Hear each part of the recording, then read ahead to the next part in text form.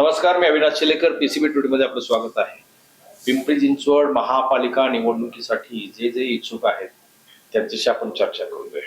आता माझ्याबरोबर आहेत उमेशजी खंदारे. उमेशजी, आपलं स्वागत आहे. नमस्कार. उमेशजी हे काँग्रेसचे ज्येष्ठ कार्यकर्ते, अजून ज्येष्ठ नाही झाले, तरुण कार्यकर्ते आहेत. एक उच्च शिक्षित चेहरा, ते स्वतः वकील आहे, त्यांचा पेशा LLM झालेले, PhD पण करतायत. त्यांनी आतापर्यंत त्यांच्या शिक्षणाचे मी जंती वाचत बसत नाही, पदव्या भरपूर आहेत त्यांच्याकडे. NSY मध्ये काम केलं, नंतर आता ते युवक मध्ये सुद्धा आहे, काँग्रेस युवक काँग्रेस याच्यामध्ये पदाधिकारी आहे. आणि पिंपरी चिंचवड शहरामधला काँग्रेस पक्षातला एक उच्च शिक्षित चेहरा म्हणून, युवक म्हणून, धडधडीचे कार्यकर्ते म्हणून त्यांचं नाव परिचित आहे. ते स्वतः प्रभाग क्रमांक 9 म्हणजे थोडक्यात नेहरू नगर, नंतर मासुकर कॉलनी, गांधीनगर, हा जो पट्टा आहे संपूर्ण, तिथून इच्छुक आहेत. त्यांनी तयारी पण केलेली आहे. या प्रभागामध्ये नेमकी परिस्थिती काय आहे त्याच्याबद्दल आपण चर्चा करणार आहोत. पण तत्पूर्वी त्यांच्यासारख्या युवकाला पिंपरी चिंचवडच्या राजकारणाबद्दल नेमकं काय वाटतंय, कारण या शहराचं राजकारण म्हटलं ही मोठी ग्रामपंचायत आहे, इथे गावकी भावकीशिवाय पुढचं राजकारण नाही, असं एक आपला तो समज आहे आणि तो त्यात आहे, परिस्थिती तशी आहे. त्यांचं मत काय त्या विषयावरती आपण पहिले ते जाणून करू. उमेशजी, मला सांगा, पिंपरी चिंचवडच्या या राजकारणाकडे तुम्ही कसं पाहता? म्हणजे आता 2013 पासून मला वाटतं तुम्ही काँग्रेसमध्ये आहात, म्हणजे 10-15 वर्ष तुम्ही या शहराचं राजकारण पाहिलेलं आहे. शैक्षणिक क्षेत्र, तुमचा जन्म तिथला आहे, त्याच्यामुळे तुम्हाला इथलं खडानखडा माहिती आहे. बरोबर. हे राजकारण तुम्ही कसं पाहता? सर्वप्रथम सर, मी आपलं आभार मानेल, आपल्या PCBच्या पूर्ण टीमचा आभार मानेल की आपल्या माध्यमातून शहरातील जे नवीन चेहरे, जे इच्छुक उमेदवार आहेत पिंपरी चिंचवड महानगरपालिकेच्या निवडणुकीसाठी, त्यांना आपण एक व्यासपीठ उपलब्ध करून दिलं. नाहीतर आजच्या एक व्यावसायिक युगामध्ये अशा पद्धतीनं एखादं व्यासपीठ घ्यायचं म्हटलं तरी त्यासाठी एखाद्या नवख्या मुलाला खूप मोठा खर्च करावा लागतो. आपण तो बिना मोफत म्हणतात ना की बिना शर्त आणि पूर्ण मोफत तुम्ही हा व्यासपीठ दिलेलं त्याबद्दल सर्व पिंपरी चिंचवड शहरातल्या तरुणांच्या वतीने मी आपले आभार व्यक्त करतो. आणि राहिलं या शहरातल्या राजकारणाचा विषय, तर सर मला असं वाटतं की हे जे पूर्ण शहर आहे पिंपरी चिंचवड शहर, हे काँग्रेसने वसवलेलं शहर आहे. या शहरामधली जी काही मेजर डेव्हलपमेंट आहे, इथले रस्ते असतील, वायसन सारखा दवाखाना असेल, इथले MIDCs असतील किंवा बाकीच्या गोष्टी असतील, या सगळ्या वसवण्यामध्ये काँग्रेसचा खूप मोठा हात आहे. बाकी आता नंतर जे काही आताच आपण राजकारण पाहतोय की ज्याच्यामध्ये फक्त तुम्हाला एक भ्रष्टाचारच दिसणार आहे. जो काही प्रोजेक्ट येतोय तो प्रोजेक्ट लोकांच्या फायद्यासाठी किती असेल यापेक्षा त्याच्यामधून मला किती मिळते या दृष्टीने इथले प्रस्थापित नेते काम करतायत. तर मग कुठेतरी मला असं वाटतं की या सर्व गोष्टींना छेद देऊन लोकांचा जो राजकारणाकडे बघण्याचा दृष्टिकोन झालेला आहे की राजकारण म्हणजे आज फक्त भ्रष्टाचार, पैसे कमावण्याचं साधन, याला कुठेतरी छेद देऊन वाटते की तरुणांनी माझ्यासारखे जे शिकलेले आहेत त्यांनी पुढे येऊन या गोष्टींना लोकांच्या जे काही भावना आहेत, लोकांना जी काही ऍक्च्युअल मध्ये डेव्हलपमेंट हवी आहे, त्यांच्या ज्या काही गरजा आहेत त्या पूर्ण करण्यासाठी मला वाटतं की तरुणांनी पुढे यावं. त्यासाठीच मी हा प्रयत्न करतो. समाजसेवेचं माध्यम म्हणून थोडक्यात विकासाचं राजकारण करायचं ह्या हेतून तू यायचं. 100%. शहरामध्ये काँग्रेसचं स्थान राहिलं किती? तू म्हणतो हे बरोबर आहे की शहर हे काँग्रेसने वसवलेलं आहे. यशवंतराव चव्हाण, शरद पवार काय, रामकृष्ण मोरे सर काय, पण या मंडळींनी या शहरासाठी फार मोठं योगदान दिलेलं आहे. अण्णासाहेब मकरंद इतके मोठी संस्थापक आहे. आणि काँग्रेस, इथली महापालिकेमध्ये काँग्रेस होतं, इथली चळवळ, या शहराचा तोंडावळा हा संपूर्ण काँग्रेसचा होता. बरोबर. आता तू कम्प्लीट भाजपच्या बाजूचं झालेला आहे. मग तू निवडणूक लढवणार म्हणजे ह्याच्यामध्ये काँग्रेस आहे कुठे, दिसते कुठे? संपूर्ण 128 जागा आहेत. आज काँग्रेसचा एकही नगरसेवक 2017 निवडून आलेला नाही. शहरामध्ये काँग्रेसची ताकद आहे किती? काँग्रेस हा एक विचार आहे. काँग्रेस आपण पाहायला गेलं तर काँग्रेसचे जे नेते मंडळी होती, जी प्रस्थापित काँग्रेसने ज्या लोकांना मोठे केले, ती लोक काँग्रेसची साथ सोडून गेले. पण जो काँग्रेसचा मतदार आहे तो आजही काँग्रेस सोबत आहे. परंतु आज शहरातला आपण तुम्ही जसं म्हटलात की शहरात आज प्रस्थापित नेते कोणी नाहीये, नगरसेवक नाहीये. आमच्यासारखे तरुण ज्यावेळेस पुढे येतील, ज्यावेळेस ते पक्षाची भूमिका मांडतील आणि जे भ्रष्टाचाराला आज कंटाळलेले नागरिक आहेत ते नक्कीच काँग्रेस सोबत आज उभे राहतील. सर ताकद किती आहे तुमची? आता ताकद सर आता ते आपल्याला नव्याने बनवायला लागणार, कारण जे प्रस्थापित होते त्यांनी ते त्याच्यासोबत सगळेच घेऊन गेले. तर माझ्यासारखे नवीन तरुण आहेत त्यावेळेस ते त्यांची स्वतःची ताकद आज दाखवून देतील. त्यांच्या प्रभावात जिथे त्यांना संधी मिळेल त्या ठिकाणी त्यांची ताकद दाखवून देतील. तुमच्या म्हणजे कोणाच्या विरोधात तुम्ही उभे राहणार? आता तुमच्याकडे भांडवल काय आहे? थोडक्यामध्ये काँग्रेसला या शहरात पुन्हा नव्या दामाने उभं राहायचं आहे, शून्यातून सगळं उभं करायचं आहे. तुमचे शहराध्यक्ष आहेत कैलासजी कदम, मला वाटतं पुढे नावं काही दिसतच नाहीत मला. पूर्वीच्या काळी TA तिरुमणी किंवा बाकी सगळे ज्ञानेश्वर लांडगे काय या शहरातले आमदार खासदार हे सगळे ते काँग्रेसच्या साच्यात तयार झालेले लोक. आता नावं घेता येते, नावं सापडत नाहीत समोर. नाही, तो फॅक्ट आहे. आपण अध्यक्षांच्या बाबतीत बोललं तर अध्यक्षांना 2-3 जबाबदाऱ्या दिलेल्या आहेत. त्यामधून त्यांनी खाली आमचे जी संघटनात्मक रचना आहे किंवा संघटनात्मक बाकीच्या कामं बघणारे लोक आहेत ते काम करतायत. फक्त काय आहे की आम्हाला जे फोकस मिळाला पाहिजे तो दिला जात नाही आपल्या प्रेसच्या माध्यमातून म्हणा किंवा बाकीच्या गोष्टींच्या माध्यमातून. आणि थोडीशी आर्थिक बाजू सुद्धा थोडीशी कमकुवत असल्यामुळं कदाचित तो फरक पडत असेल. शहर संपूर्ण भाजपचं झालंय, काँग्रेसचं राहिल्याकडे, काँग्रेसचं विसर्जन झालं इथे. नाही, तुम्ही म्हणताय तो भाग थोडासा मी त्याबद्दल ऍग्री करणार नाही की विसर्जन झाले वगैरे. तुम्हाला म्हणलं हा एक विचार आहे आणि जो काँग्रेसला मानणारा मतदार आहे तो आजही शहरात आहे. तो त्याचा भाग थोडासा कमी झाला असेल. आता भाजपनं काय केलं, कशा पद्धतीने निवडणुका लढवतोय, आज आपण ऐकतोय की मतदार याद्यांमध्ये किती प्रचंड घोळ आहे. राहुलजी गांधी त्याचा कधीपासून त्याचा तो मुद्दा विधान त्यांनी लोकसभेत सुद्धा मांडला. त्याच्यानंतर पद्धतीने सगळीकडे चालू आहे आणि आज भाजप स्वतः म्हणते की मतदार याद्यांमध्ये घोळ आहे. मग कुठेतरी राहुलजी किंवा काँग्रेसने जो काही विचार मांडलेला होता, जो काही मुद्दा मांडलेला होता, तो आज ऍग्री करायची वेळ भाजपवर आलेली. त्यामुळे आम्ही आहोत. तुम्ही भाजपला शह कसं काय देणार?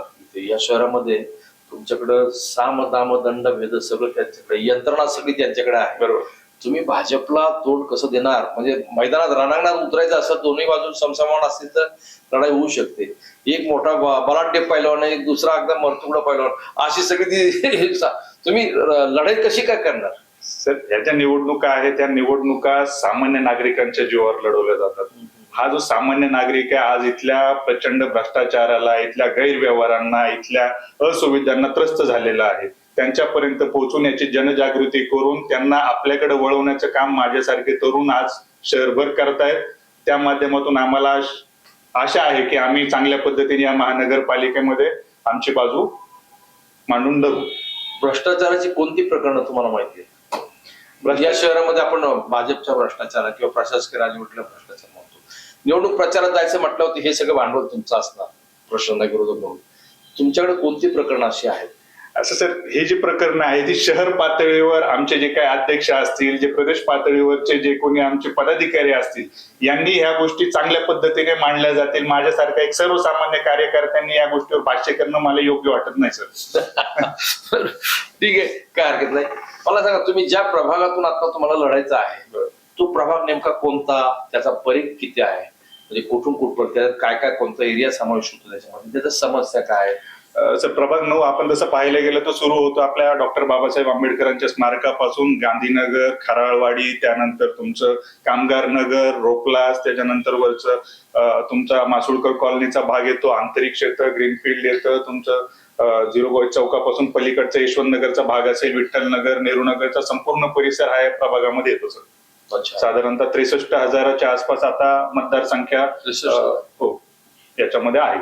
आणि तिथे आरक्षण कसे येतात? आरक्षण कसं पडलेलं? आरक्षण त्याच्यामध्ये जर आपण पाहायला गेलं तर एक सर्वसाधारण पुरुष सर्वसाधारण मध्ये आहे, त्यानंतर सर्वसाधारण महिलामध्ये आहे, ओबीसी महिला झाल्या आणि एक अनुसूचित जातीसाठी सर्वसाधारण आहे. तिथे समस्या काय? हा संपूर्ण प्रभाग पाहिला त्याच्यामध्ये झोपडपट्टी किती आहे, सोसायटी किती आहेत, त्याचं काय गणित मांडलंय तुम्ही? सर, तुम्ही पाहायला गेलं ना, अजमेरा वगैरेचा पूर्ण वरचा जो भाग आहे, अजमेरा, अंतरिक्ष वगैरे, हा पूर्ण सोसायट्यांचा भाग आहे. उच्चभ्रू एरिया म्हणून आज म्हणजे पूर्वीपासून आपल्या पिंपरी चिंचवड शहरात तो गणला जातो. त्यानंतर झोपडपट्टी पाहायला गेलं तर गांधीनगर असेल, विठ्ठल नगर असेल, यशवंत नगर असेल. पैकी यशवंत नगरची जी झोपडपट्टी आहे त्याचं पुनर्वसन आता नुकतंच पार पडलेलं आहे. आणि हो, आणि विठ्ठल नगर जे आहे, विठ्ठल नगर मधला अर्धा भाग डेव्हलप आहे आणि जे पुनर्वसन त्या लोकांचं झालं होतं जैनरूमच्या अंतर्गत, तर त्या बिल्डिंगची सुद्धा दुरावस्था झालेली. आता अशी कंडिशन झालेली आहे की एकदा खाली आलेला माणूस परत वर जातच नाही. लिफ्ट नाही, ड्रेनेजचं पाणी तुंबलेलं आहे, त्यांना पाण्याची व्यवस्था नाही. म्हणजे जे म्हातारी माणसं आहेत ते आजही खाली आले तर खालीच राहतात, वर जात नाही, कारण 8-8, 5-5 मधले कोण चढणार. तोही प्रॉब्लेम आहे. आणि गांधीनगर सारख्या ज्या झोपडपट्टीमध्ये माझा जन्म झाला, माझं बालपण गेलं, तरुणपण गेलं, तिथल्या महानगरपालिकेच्या मी शाळेत शिकलो, तर तिथं पाहायला गेलं तर 2007 साली 2002 साली मै लक्ष्मण गायकवाड आमचे जे नगरसेवक होते त्या काळी, तर त्यांच्यानंतर आम्हाला कोणीच नगरसेवक स्थानिक तिथला मिळालेलं नाही. आणि तेव्हाची परिस्थिती आणि आजची परिस्थिती मला वाटतं त्याच्यामध्ये काहीच फरक पडलेला नाहीये. म्हणजे तुमचा जन्म किती सालचा? माझा सर 91. 91चा म्हणजे आज आहे 25. Yes. म्हणजे 25 वर्षामध्ये गांधीनगर काही बदललेलं आहे तसंच आहे तसंच आहे. जवळजवळ तीच गटार आहेत.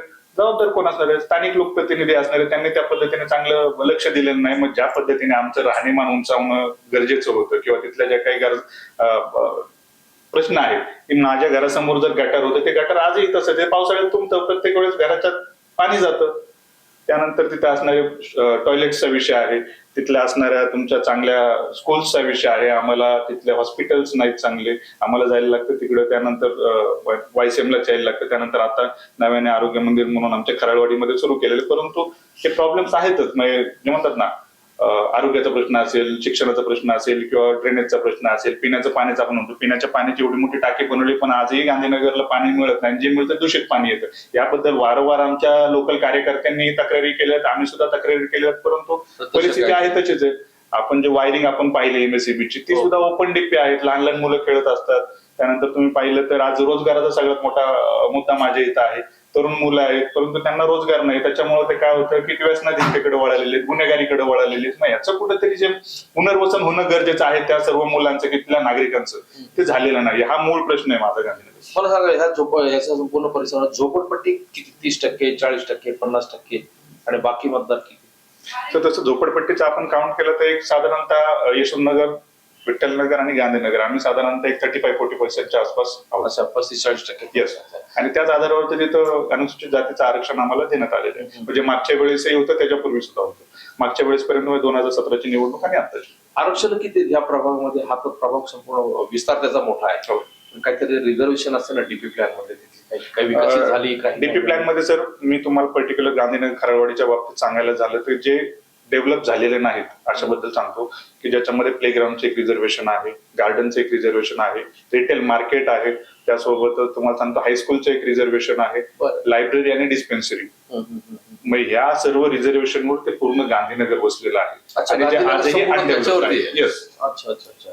मग आता ते कसं काय? ते तर सगळं अतिक्रमण म्हणून ते डेमोलिश करू शकतात. एसआरए मध्ये येणार सगळं. एसआरएच्या अंतर्गत तो प्रकल्प व्हावा, पुनर्वसन व्हावं, यासाठी आम्ही माझ्यासारख्या शिक्षित तरुणांनी एकत्र येऊन वेगवेगळ्या विचारांचे असतील, वेगवेगळ्या पक्षाचं काम करणारे असतील, सामाजिक कार्यकर्ते असतील, अशा 10 ते 11 लोकांनी आम्ही एकत्र येऊन एक गांधीनगर विकास मंच म्हणून आम्ही पुनर्वसन समिती स्थापन केली आणि त्या माध्यमातून आम्ही सर्वेक्षण व्हावं या दृष्टीने आम्ही तिथल्या लोकांचे एसआरए साठी संमतीचे फॉर्म भरलेले आहेत आणि आमचा पाठपुरावा एसआरए कडे सुरू आहे. जे जागेचे मालक आहेत त्यांच्यासोबतही आम्ही, मल्टिपल ओनर्स आहेत, असं पर्टिक्युलर एक कोणी नाहीये, तर ते एसआरए साठी प्रत्येक जण प्रयत्न करतोच आहे.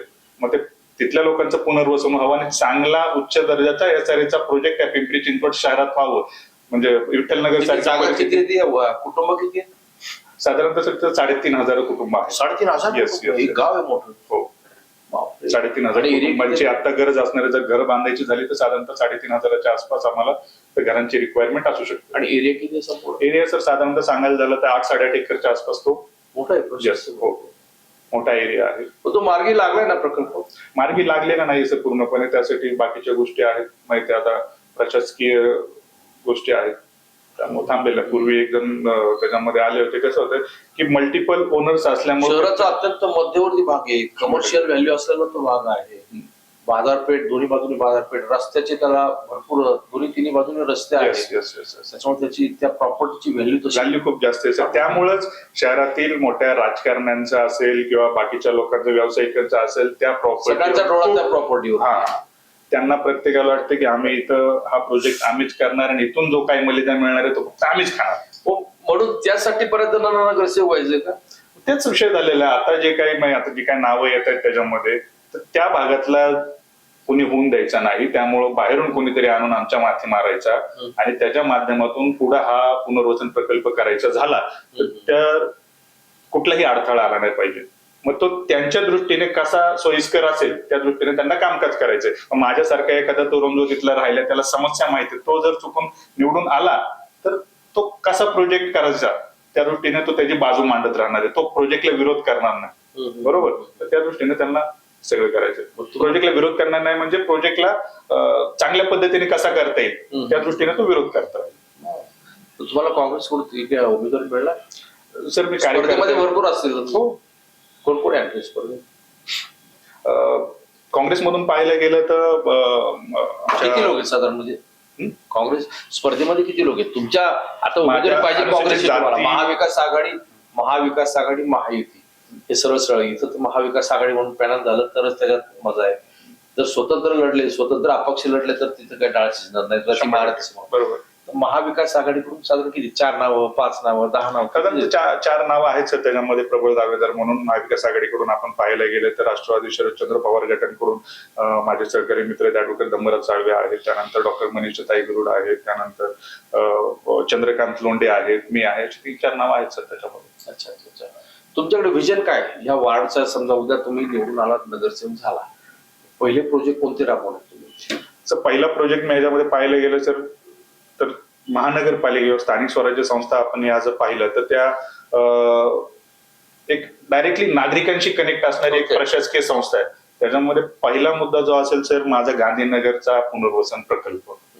तो जोपर्यंत मार्गी लागत नाही तोपर्यंत मला तिथले जे काही माझी त्या भागात राहणारी मुलं आहेत किंवा खराळवाडीच्या भागामध्ये राहणारी जी काही मुलं आहेत त्यांना चांगलं शिक्षण मिळावं, चांगले इन्फ्रास्ट्रक्चर मिळावं, त्यांना डिजिटल एज्युकेशन कसं मिळेल, त्यांना एखादी AI ची लॅब कशी मिळेल, किंवा आता आपण पाहतोय की पालिकेने बाकीच्या ज्या काही संस्था आहेत त्यांना देऊन इंग्रजी माध्यमाचे स्कूल सुरू केले. तसं इंग्रजी माध्यमाचं स्कूल माझ्या खराळवाडीतल्या शाळेत, ज्या शाळेत मी शिकलो त्या शाळेत कशा पद्धतीने राबवता येईल तो एक असेल. पाण्याचा जो काही प्रश्न आहे तो मला मिटवायचा आहे.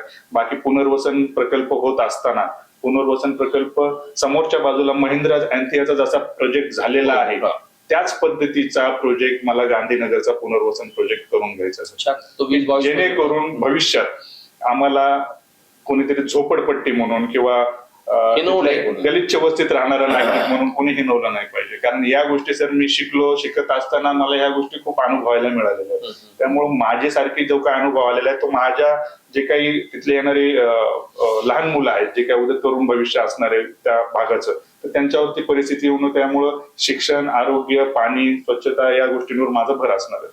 पालिकेकडून काय अपेक्षा करता तुम्ही नेमका? आता तुम्ही एसआरए स्वतंत्र ती आहे, बरोबर. महापालिकेकडून वॉटर मीटर गटर याशिवाय कोणती नेमकी अपेक्षा करता? बऱ्याच गोष्टी आहेत सर. मला तुम्हाला सांगायचं झालं नाही, खराडवाडीमध्ये महानगरपालिकेची एकही व्यायामशाळा नाही, बरोबर, एकही व्यायामशाळा नाहीये.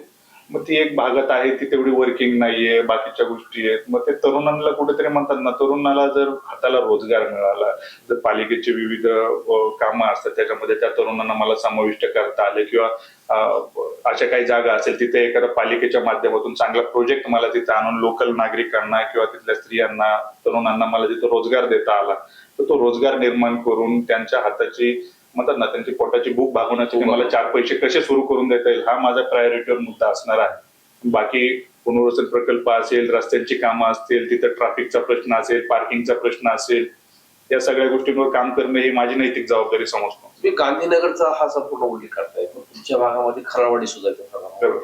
तर गांधीनगर खराळवाडी असा दोन्ही भागांचा उल्लेख केला. त्याच्यामध्ये खराळवाडी, गांधीनगर.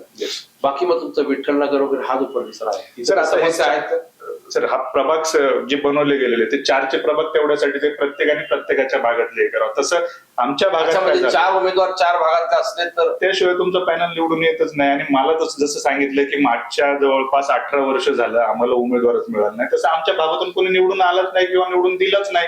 त्यांना नकोच होता आमच्या भागाची डेव्हलपमेंट होऊ नये अशी सर्वांची अपेक्षा असेल, त्यामुळेच आमच्या भागात कोणी उमेदवार दिला नाही ना, तिथून निवडून आलेलं नाही. त्यामुळे माझ्या भागाचा पर्टिक्युलर उल्लेख करण्याचं कारणच तेवढं आहे की बाबा आम्हाला तिथं उमेदवार पाहिजे, आम्हाला हक्काचा नगरसेवक पाहिजे. आणि त्याच माध्यमातून आम्ही जवळपास सगळ्या मुलांनी, सगळ्या तरुण उमेदवारांनी एकत्र येऊन आपल्याला यावेळेस एकाच उमेदवाराला पाठिंबा द्यायचा आणि त्याच्याच पाठीशी उभा राहून आपल्याला आपल्या हक्काचा नगरसेवक निवडून आणायचा यासाठी एकमत केलेलं. तुमच्या काय बैठक वगैरे झाल्या, म्हणजे सगळे उमेदवार असे एकत्र झाले तुम्ही? मला कळालं नाही. आपल्यापर्यंत चर्चा असेल. काय होतं की बाहेरचा एक उमेदवार जो प्रस्थापित आहे, त्याचे वडील वगैरे आमदार आहेत, त्यांनी काय केले की त्यांच्या मुलाला आमच्या इथं निवडणूक लढवण्यासाठी तयार केलेले. आता तो राजकुमार आमच्या इथं त्याचा लवाजमा घेऊन फिरतो. कुठेतरी काय होतं की मग आमच्यासारखे जे तरुण कार्यकर्ते आहेत, स्थानिक स्वराज्य संस्था ही मुळात तरुण कार्यकर्त्यांचीच किंवा कार्यकर्त्यांचीच निवडणूक आहे. त्यामध्ये प्रस्थापितांनी तेवढं लक्ष घालण्यापेक्षा त्या प्रस्थापित नेत्यांनी त्यांच्या कार्यकर्त्याला तिथं उभं करणं गरजेचं असतं. तर प्रत्येकाला वाटतं की माझ्याच घरात सगळं काय असावं. कुठेतरी ह्याला छेद देण्यासाठी आम्ही सर्व अनुसूचित जाती जमातीतले जरी असू की बाबा आजपर्यंत हा जो संघर्ष झालेला हा जातीमध्येच झालेला आहे, त्यामुळे त्याचा फायदा बाहेरच्याने घेतलेला आहे. तर कुठेतरी तरुण आज जागृत झालेला आहे, नागरिक जागृत झाले, त्यामुळे आम्ही सर्वांनी एकत्र येण्याचं ठरवलं. आणि बाहेरचा कोणी उमेदवार असेल आणि त्या उमेदवाराला जर एखादा पक्ष, राजकीय पक्ष त्याला जर उमेदवारी देत असेल तर त्या पक्षाच्या विरोधात सर्व जणांनी मिळून काम करायचं आणि आपला उमेदवार निवडून आणायचा, असं एकमत आम्ही 3 दिवसापूर्वी ती बैठक पार पडली. साधारणतः 20 जण आम्ही उमेदवार त्या ठिकाणी होते. येस, सगळे उमेदवार होते. मग त्याच्यामध्ये गांधीनगर, खराळवाडी, यशवंतनगर, नेहरूनगर, अजमेरा, विठ्ठलनगर या भागातले सर्वच उमेदवार त्या ठिकाणी उपस्थित होते. आणि सर्वांनी एकमत केलं की आपल्याला आपला स्थानिकच उमेदवार निवडून आणायचा. या बैठकीत बसलेला कोणीही नगरसेवक झालेला चालेल, पण बाहेरचा कोणी आपल्या माथी मारलेला आपण सहन करायचं नाही. मोठं संकट आलं तुमच्यावरती? नाही, संकट नाही सर, उलट चांगलं येऊ देत, काही प्रॉब्लेम. लोकशाही आहे सर, कोणी कुठून निवडणूक लढू शकतो. पण स्थानिक नागरिक म्हणून आमची ही नैतिक जबाबदारी, एक सुशिक्षित म्हणून की बाबा आपण सगळ्यांनी एकत्र राहणं गरजेचं आहे. असं कुठलं एखादं मोठं संकट आपल्या अंगावर येत असेल, त्या संकटाचा सामना करण्यासाठी आपण सर्वांनी एकत्र राहणं गरजेचं आहे. म्हणून आम्ही सर्व तरुण एकत्र आलेलो. होय, मला एक सांगा, तुम्ही म्हणता की आमच्याकडे शेवटचे नगरसेवक लक्ष्मण गायकवाड होते. त्याआधी या शहरातले पहिले विरोधी पक्षात आपले हे बिनविरोध निवडून झालेले उषा गजबार ही तुमच्या झोपडपट्टीतच होती ना? बरोबर. म्हणजे ज्यावेळेस बिनविरोध निवडून आले, मी स्वतः झोपडपट्टी जाऊन पाहिलं होतं. म्हणजे तसं तुमच्याकडे लोकप्रतिनिधित्व मिळालेलं आहे. बरोबर, तुम्हाला मिळालेलं आहे याच्यामध्ये. फक्त लक्ष्मण गायकवाड हे त्याच्यानंतर कोणी झालं नाही, शेवटच्या. पण त्याच्यासाठी सगळं आता तुम्ही रान दिसताय थोडक्यात. सर, त्यावेळेस प्रभाग छोटे होते, त्यावेळेस डेव्हलपमेंटला छोटे वाढू शकतो. आज काय आलं, मला जसं कळतंय तसं मला लक्ष्मण गायकवाड आठवतं. हो, बरोबर. त्याच्यानंतर मला कोणीच कळत नाही की माझ्या इथलं कोणीच नगरसेवक झालं नाही. झालेत नगरसेवक सगळे, त्यांच्यासोबत आमचा परिचय सुद्धा होता. पण जे स्वतः जातीने लक्ष घालून की बाबा माझ्या इथल्या एखाद्या नागरिकाला ओळखपत्र पाहिजे असेल, त्याला विधवा जे काही आपल्या पालिकेच्या वेगवेगळ्या ज्या काही स्कीम्स आहेत त्याचा जो फायदा मिळाला पाहिजे, माझ्या इथल्या नागरिकाला कसला फायदा, त्यांना कुठेतरी महाराष्ट्र आपल्या ई सेवा केंद्र बघायचं, तिथं 2 पैसे द्यायचे, मग ज्या सुविधा मोफत आहेत त्या ठिकाणी जाऊन त्यासाठी पैसे खर्च करायचे. आणि मुळात काय या गोष्टी आमच्या इथल्या नागरिकांना माहिती पण नाही की अशा काहीतरी स्कीम्स आहेत म्हणून.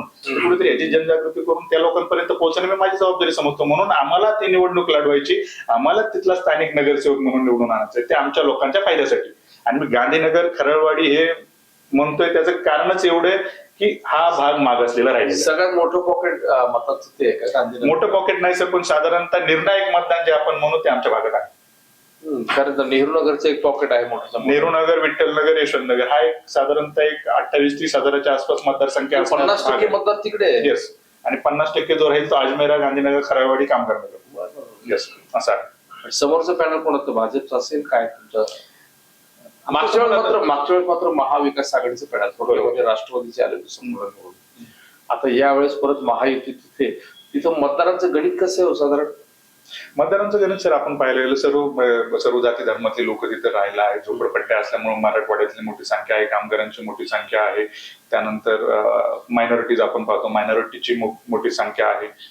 त्यामुळे सर असा मिक्स तो प्रभाग आहे. आणि पाहायला गेलं तर शेड्यूल कास्ट आणि मायनॉरिटीज यांची संख्या बाकीच्या प्रभागांच्या तुलनेने जास्त आहे. त्यामुळं जो शेड्यूल कास्टचा उमेदवार म्हणजे मतदार आहे किंवा मायनॉरिटीज मध्ये मोडणारा जो काही मतदार आहे हा काँग्रेस विचारांचा आहे किंवा त्या भागाला त्या गोष्टींना मानणार आहे. त्यामुळे आम्ही काँग्रेसच्या माध्यमातून तयारी करतो. अच्छा, त्याच्यामुळे भाजपचा उमेदवार इथे शक्य होऊ शकत नाही. फक्त जे भाजप सर आज पैशांच्या जोरावर सगळ्या गोष्टी करतं विकत घेण्याच्या दृष्टीने.